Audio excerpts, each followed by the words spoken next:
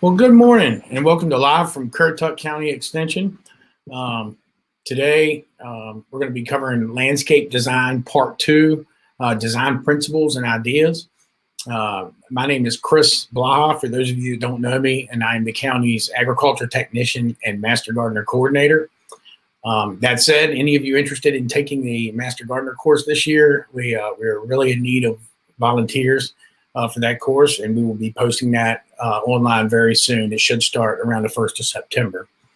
Before we begin, make sure that you subscribe to our channel and click the bell for notifications. And what that's going to do is just give you warnings when we post new videos and give you a warning or give you some kind of alarm when we go live so that you'll know that we're posting these.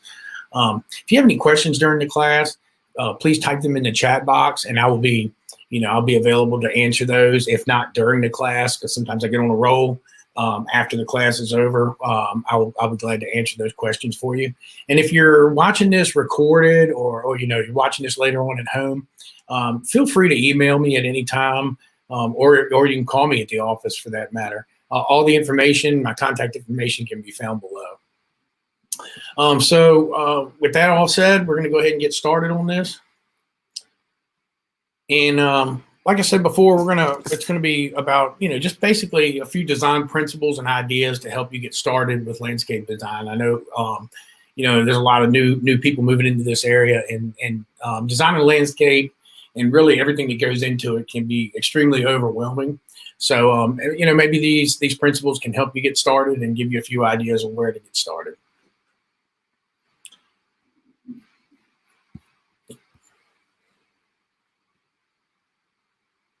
Okay, so the first thing we're going to talk about is color. Color and texture are the two they're very important parts of your landscape design, and there's a lot of things that are involved with color and texture.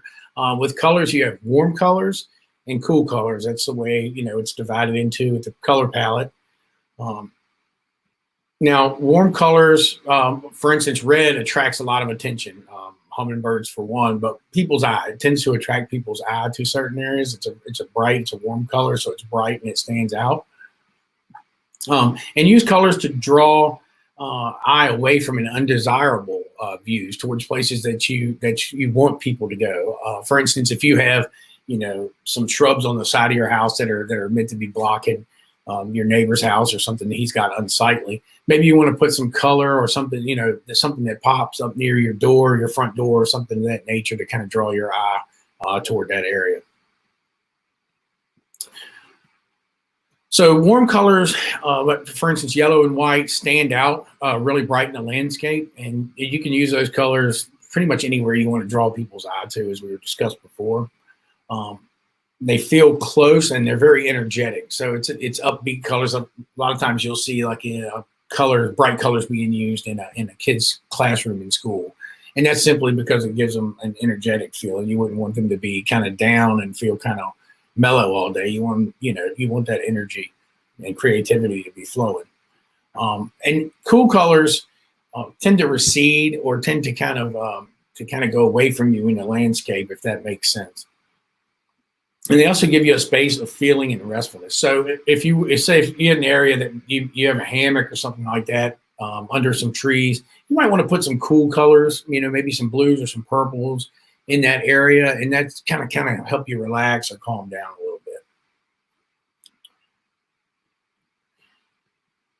So a mass of the same color will attract attention from a distance. You're going to see that a long way away, a big mass of, for instance, daylilies. You'll see those all the time on the side of the highway, and that really draws your eye toward that area because it's a huge mass of color. When you get into a lot of different colors at once, mixed up colors, now it's better appreciated at close range in smaller groups, or it tends to kind of get muddled out or blends all together in the landscape, and it becomes harder to see. That said, if you have a bed that's kind of close to a highly traveled road or close to your driveway, you can successfully mix up colors and it becomes highly visible and quite interesting, especially if you really mix up textures in that also. So you can also use color in the hardscape and the softscape. So for instance, as you can see in these pictures, The arbor here is painted green with the pink chairs. Those are all hardscape features that are adding color to your landscape. You can also tie those features in with the softscapes, and you can see in the picture with the pink shutters on the house, it really ties in with the pink tree and the pink shrubs that they have in the front. You can also add whimsy art or personal expression to your landscape. This is what got me into landscape design. It's absolutely what I'm passionate about when it comes to horticulture. Well, quite a few things, but landscape design really is what got me hooked into horticulture and landscaping.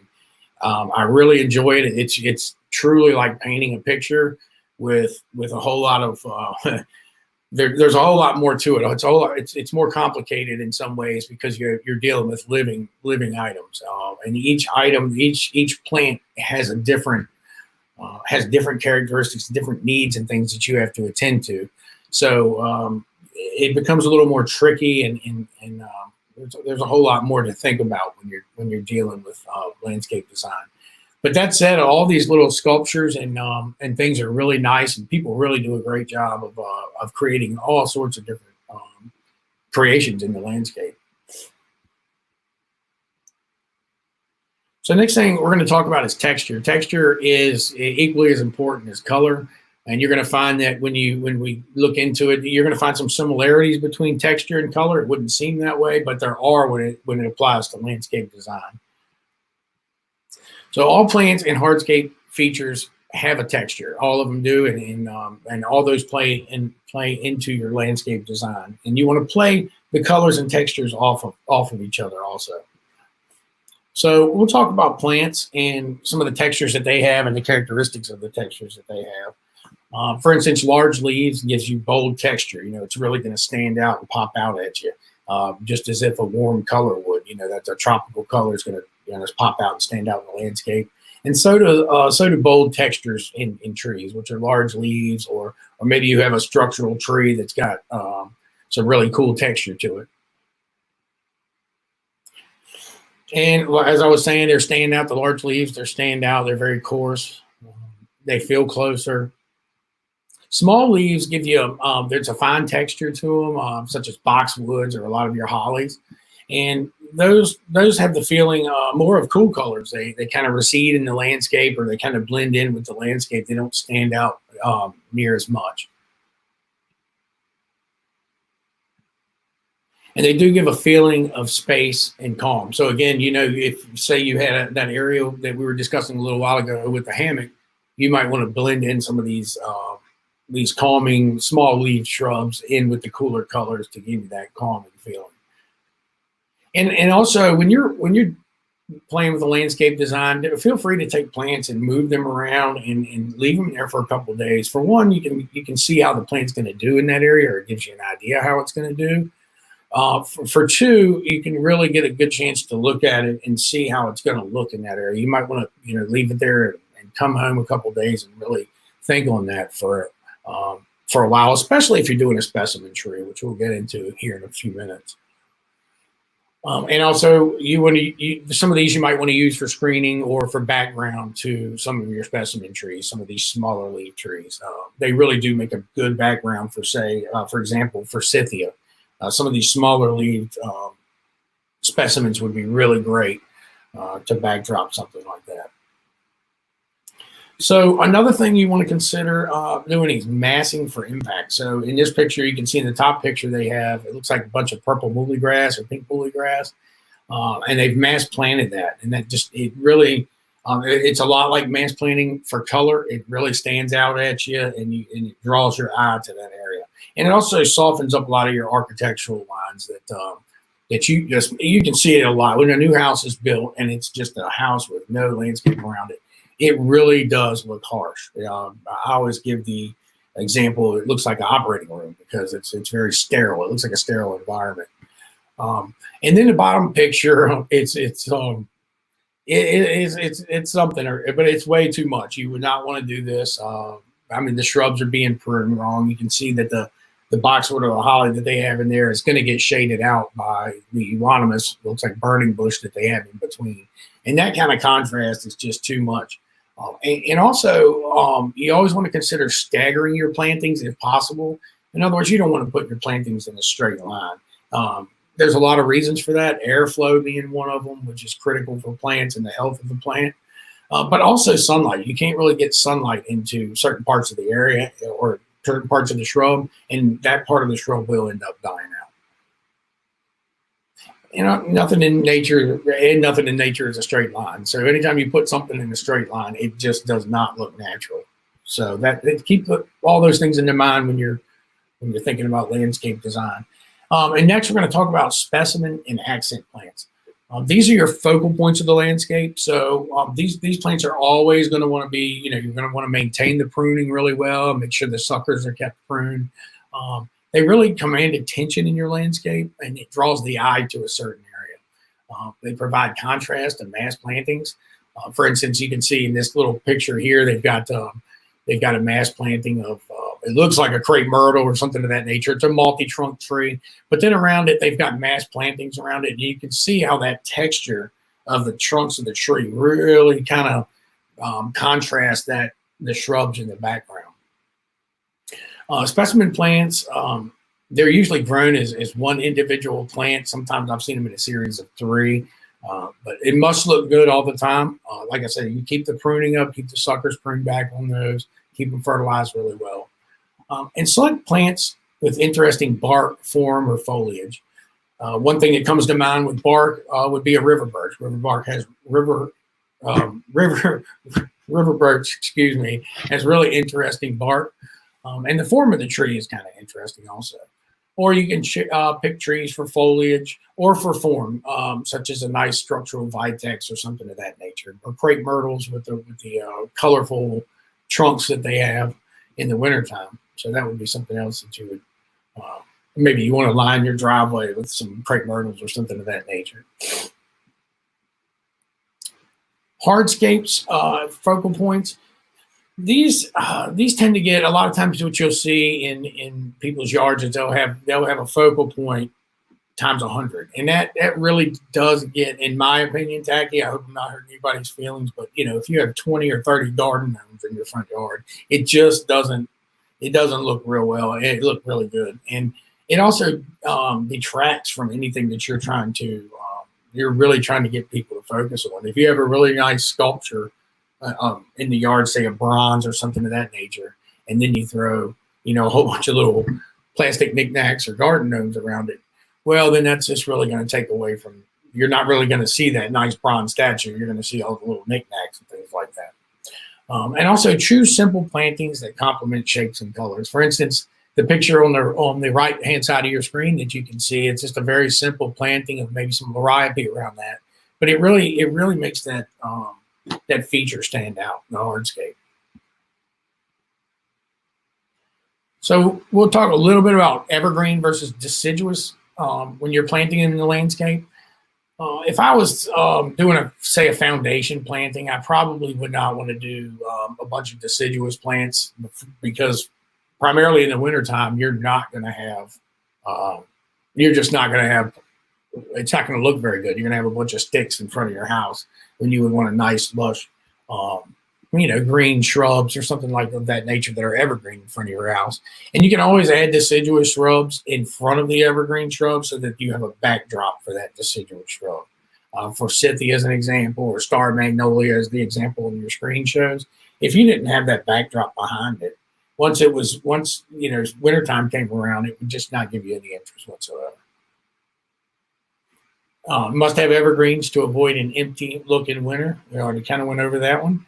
And most evergreens do not have large flowers. I can think of an example that does is a camellia. They have really large flowers, and it is an evergreen shrub or small tree, depending on how you look at it or how you prune it. And evergreens are good backdrops to show your plants. I don't want to beat it to death, but we went over Forsythia, and it really is something that you see pop out because it's one of the first things to bloom in the spring. And if you have a good stand of evergreens behind that, it's really going to show up a whole lot better than if you just had it planted in the middle of the yard or against your house. And early blooming deciduous shrubs and trees need background to show up. Okay. So year-round interest, some plants have it all. And in this example, this is a Nandina, and it shows you all the different looks that it has throughout the year. It truly does have really good year-round interest. I can't think of a whole lot of shrubs that do, but this is one of them.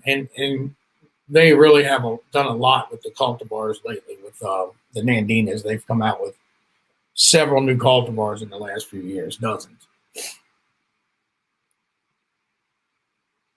Another thing to consider is that plants change through the seasons, and you can see here this is no exception. This is an oak leaf hydrangea. This is a really drastic change throughout the year.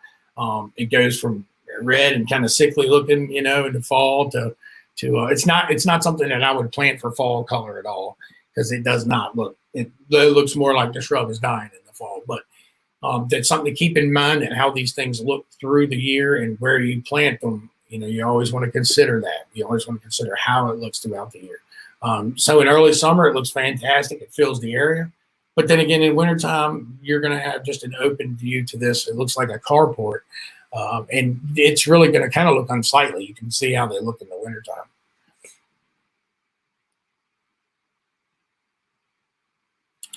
One of the other concepts we'll talk about is privacy. This is a question, the more houses that we put closer together, the more you're going to have people wanting to put up privacy shrubs, structures, or plants, really. So you can use fences, structures, and plants to provide this privacy where it's needed. And sometimes you can use a combination of those, or a combination of all three. But really, consider staggering your plants. I know in these two examples here, they didn't stagger them, and limitations to space could be one reason. But I can't emphasize, even if you stagger them just a little bit, it's going to give you a whole nother look than it will if you just plant them in a straight line. That said, however, I do know that there are instances where you have to do it. You really have no choice if you want to screen there. And all hardscapes, we talked a little bit about this earlier, and you can see from the example given how really, if you look at it, how these shrubs and plantings have and bed edges have really curved bed edges have really softened up the hard straight surfaces of this house and the architectural features of this house. That's why a landscaper is really, really good at softening up homes. And I can't emphasize, you can go by a house and see the difference between one that's really well landscaped and then a house that's just plopped on a lot that has absolutely nothing. It's a staggering difference when you look at the two side by side.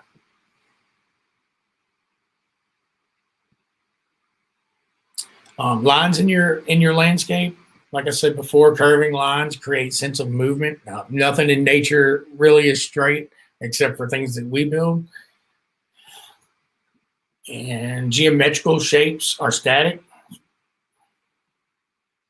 And disappearing paths that add interest. And you can see this one here that kind of blends off and goes off to the right and kind of disappears into the woods. You don't need a whole lot of space to do this. You just have to get kind of creative on how you incorporate your plantings with your hardscapes.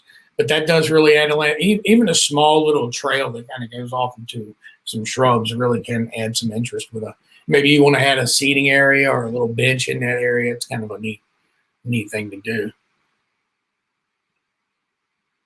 And shape beds to ensure a mower can easily maneuver the contour.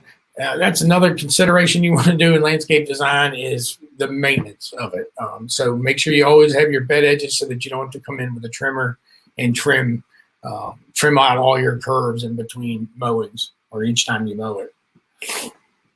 This is one of the biggest problems that I see in landscape design, and really, it's understandable. I mean, people see a plant and it's hard for them to put a plant in a place and know that it's going to take 10 years to fill that spot up. And even I, in certain circumstances, will put 2 or 3 things in an area. A lot of times a perennial that's easy to dig up that I know that I'm going to have to dig up years down the road because that specimen plant or that foundation planting is going to get too big and take over the spot. And I don't want to have to maintain those every year by pruning them back to the appropriate size. So if you space your plants appropriately, you won't have to do a whole lot of corrective pruning. You may have to do a little bit of aesthetic pruning, but not a whole lot of corrective pruning, which if you're pruning something 2 or 3 times a year, you might want to consider moving it or picking another plant to go there.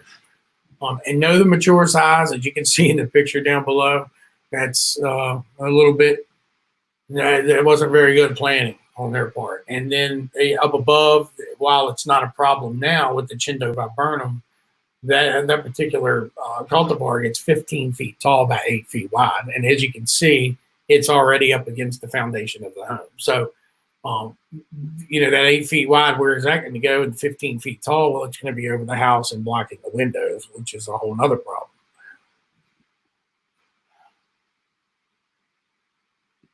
Okay, so slide 17 is really just bringing all those concepts together. And like I said, this can be overwhelming. So really what I would rather people do, and when I was a landscape contractor, I would take people and make them break it down into sections. We would go to the nursery and focus on one section of your yard. If you try to focus on the entire landscape project at once, you're going to become completely overwhelmed, and you won't pick wise decisions for your plants. So really take that into consideration. You may be able to pick out 2 areas at once, but I strongly recommend if you go to the nursery and you want to do 2 areas, pick 1 area, finish it, put it in the truck, and then go do your second area. Start small, but keep the big picture in mind. So you always want to have, whether it's a theme or whether it's an older Victorian style home and you're trying to match period era shrubs, whatever you're trying to do, keep the big picture in mind when you're doing your landscape design, and divide it into phases, as we talked about. Maybe you want to do your front yard year 1, your patio year 2, and your flower border on year 3. But you can really do it any way you want to divide it up. That's easier for you, but just make sure you divide that up. It is a lot easier. So number 1, you want to decide your hardscape features, your bed shapes, and your focal points. And then next you want to place your structural evergreens. So once you place your structural evergreens, you can start to add in your specimen plants or your color plants, your perennials, your annuals, and things of that nature. And make sure, don't forget to visualize the winter appearance of those structural evergreens or deciduous plants. And fill in with color where there's no color. Color is going to give you that extra little bit of, it'll draw the eye of the area and make it interesting in the landscape, as well as the texture. And the colors you can add with annuals, perennials, and deciduous shrubs, or as some of the slides showed before, you can actually incorporate some of your hardscapes, whether it's a table or chairs that you color, or a bench that's really colorful. But you can also add color with your hardscapes, or maybe even your house shutters. Not my favorite, but it looked okay. And keep it simple. Really, this is you really don't have to get this elaborate with the landscape design. This is what you'll see a lot of times in commercial areas or commercial applications. And some homeowners will get this extensive of a design. However, I don't think it's necessary. You can do something just as simple as this drawing right here, and it's going to give you the same outcome. And you can see all the different colors and textures in these pictures here on the bottom right-hand side that really, really, man, it's just beautiful. And then if you look on this left-hand picture, it's also really, really nicely done. And they incorporated mass plantings in that landscape. So you can see how it's really is a nice touch. All right, well, that's all I had for today's episode. If you have any questions, now is a good time to put them in the chat. And bear with me 1 second. I am going to.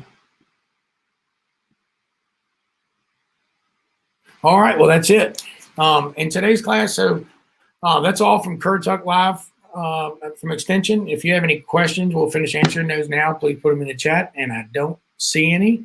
So don't forget to subscribe to our channel and click the bell for notifications. That's going to give you any warnings of new videos and things like that are coming out. And please check the description below for our links to our class. That's got links to different things from landscape design to our classes, from our social media sites. And it also has a link to our evaluation for today. Don't forget to fill out the evaluation. They are very critical to how we do business and to help us improve on future classes.